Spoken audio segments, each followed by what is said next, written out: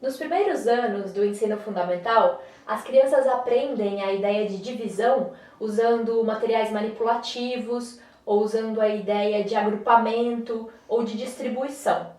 Por exemplo, quando as crianças estão aprendendo a fazer 12 dividido por 3, é muito comum a gente representar isso como 12 objetos sendo distribuídos em 3 grupos. E fazer essa divisão, calcular esse resultado através de representação, através de desenhos. Às vezes é comum o professor usar esse tipo de desenho. Você representa os 3 grupos e distribui os 12 objetos no grupo. Assim, ó. 1, 2, 3, 4, 5, 6, 7, 8, 9, 10, 11, 12.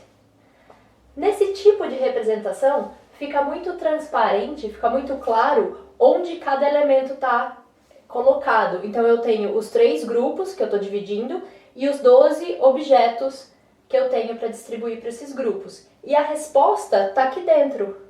Cada grupo tem 4 elementos. Cada grupo recebeu 4 objetos. Isso é bastante comum no início da aprendizagem do conceito de divisão.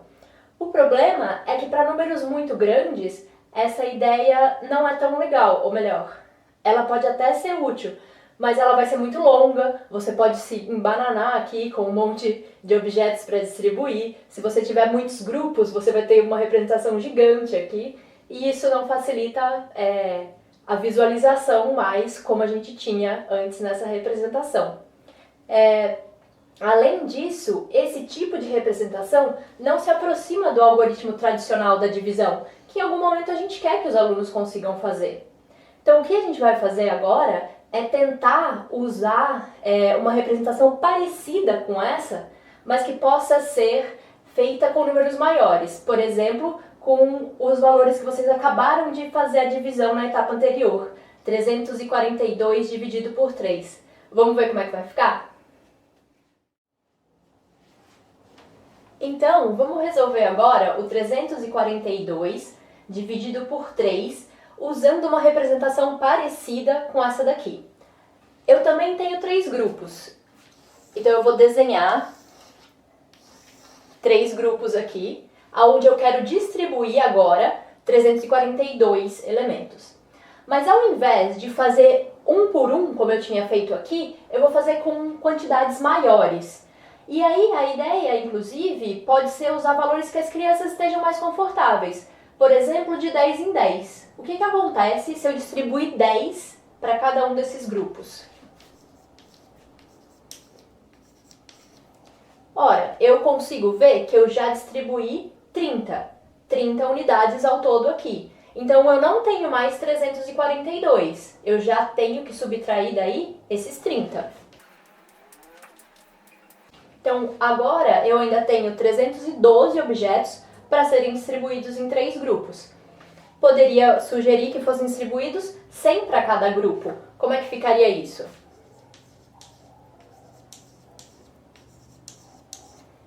Foram distribuídos 100, 200, 300 objetos. Quantos ainda me restam? Me restam 12. Quantos eu posso distribuir para cada grupo agora? Que tal 4? Se eu fizer essa última subtração, me sobraram 0 objetos. Então, assim como na outra representação, eu consegui colocar todos os 342 objetos nos meus conjuntos. Mas eu não fiz isso unidade por unidade. Eu fiz com valores, com quantidades maiores. Como é que eu vejo qual é a resposta agora? Assim como eu fazia com a unidade, eu tenho que ver quanto eu tenho dentro de cada grupo. Nesse caso, somando essas 3 quantidades aqui.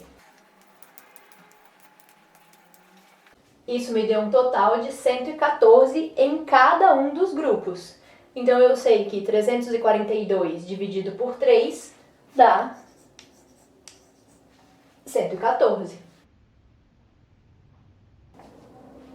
Só pelos registros aqui da lousa, a gente já consegue observar como que ter aumentado os números, os valores que a gente estava fazendo a divisão, fazem com que o cálculo fique um pouco mais complicado aí. Enquanto aqui com números pequenos, com quantidades pequenas, as crianças tinham basicamente uma etapa, que era, depois de ter os 3 grupos, ir distribuindo de 1 em 1 até chegar no 12. Quando a gente vai para o 342, você não tem mais só essa etapa única. Depois de distribuir 10 para cada um, eu tive que recalcular qual era o meu novo total, qual o valor que eu ia continuar distribuindo através dessa subtração.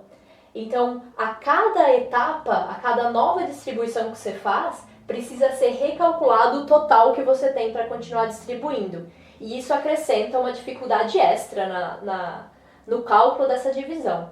Crianças que estão aprendendo agora essas ideias de divisão provavelmente vão ter uma certa dificuldade em manter esses registros, em manter a sequência de passos aqui, para sempre estar com essa quantidade atualizada, quantos já foram distribuídos e assim por diante.